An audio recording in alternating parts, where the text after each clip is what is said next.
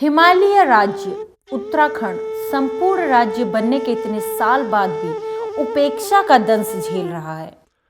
इसी का उदाहरण पहाड़ी जनपद बागेश्वर से महज 16 किलोमीटर दूरी पर बसे झाक, हरबाड़ जैसे कई ग्रामीण इलाके हैं, जहां डिजिटल इंडिया के जमाने में भी 80 के दशक जैसा हाल है।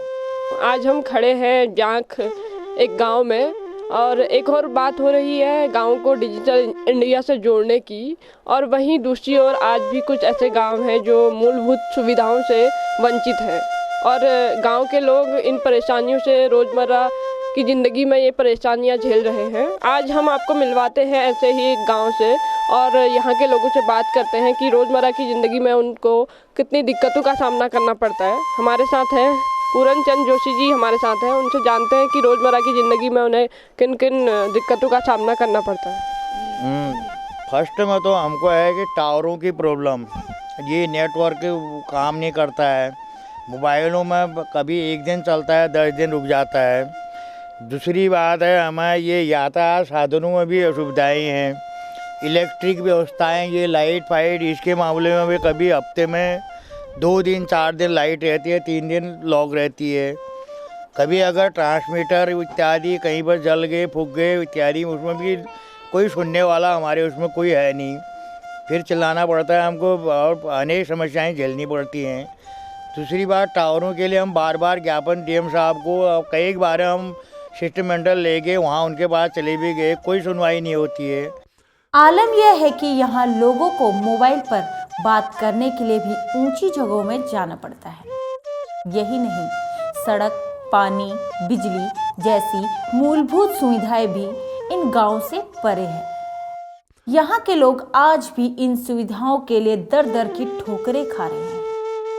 जी, शासन प्रशासन से हमारी एक ही रिक्वेस्ट होगी कि आज 21st सेंचुरी में भी हमारे पास मूलभूत सुविधाएं जैसे कि इंटरनेट कनेक्टिविटी, आज के टाइम पे देश और दुनिया में जहां पे 6G 7 जनरेशन की इंटरनेट फैसिलिटी चल रही है और हमारे पास आज भी 2G की बेसिक फैसिलिटीज़ नहीं है। उसके लिए हमारी एक स्पेशल रिक्वेस्ट है कि कनेक्टिविटी के लिए टावर हमारे स्थानीय छात्र नेताओं के द्वारा ऑलरेडी पहले ही कुछ डीएम साहब को, जो भी है स्थानीय जनप्रतिनिधि यहाँ पे हैं, सबको भी ऑलरेडी ये ज्ञापन वगैरह जो भी होता है, जो हमारी तरफ से हो सकता था, पूरी फैसिलिटी जो सब कुछ किया हुआ है, लेकिन उसमें कोई भी कार्यवाही अभी तक नहीं हुई है। इसके लिए रिक्वेस्ट है कि मीडिया से भी रिक्वेस्ट है कि आप इस बात को द कंसर्न पर्सन तक ले जाने की वो करें, कोशिश करें, सो जो बेसिक फैसिलिटी यहाँ की जनता को मिल पाए। गांव में नेटवर्क की सुविधा न होने के कारण आपको किन परेशानियों का सामना करना पड़ता है? हमें यहाँ पर गांव में नेटवर्क न होने के कारण आज भारत सरकार ने यहाँ पर डिजिटल इंडिया बनाने का सभी ये किया है। तो अभी तक तो यहाँ पर हमारे वहाँ नेटवर्क नहीं रहते हैं, कोई टावर बना हुआ नहीं है, और टावर न होने के कारण यहाँ पर हमारे यहाँ पर फ़ोन सुविधाएं बहुत कम हैं। अगर गांव में कोई भी व्यक्ति कुछ भी परेशानी हो गई, बीमार हो गया या कुछ हो गया, एम्बुलेंस से बुलाना पड़े, तो हमें यहाँ से बहुत दिक्कतों का सामना करना पड़ता है। एम्बुलेंस के लिए कई घंटों हमें फ़ोन घुमाते घुमाते वो चीज़ फ़ोन हमारे कनेक्ट नहीं हो पाते हैं। तो बहुत सारी दिक्कतें हैं यहाँ पर नेटवर्क की। और दूसरी बात, यहाँ पर कई 8-10 साल पहले हमारे वहाँ रोड बनी थी। यही रोड को वापस ठीक करने के लिए कोई यहाँ पर प्रशासन कोई कदम ही नहीं उठाता है। जगह जगह खड्डे हैं और रोड टूटी हुई है, और यहाँ पर कोई देखने को भी नहीं आते हैं मंत्री लोग।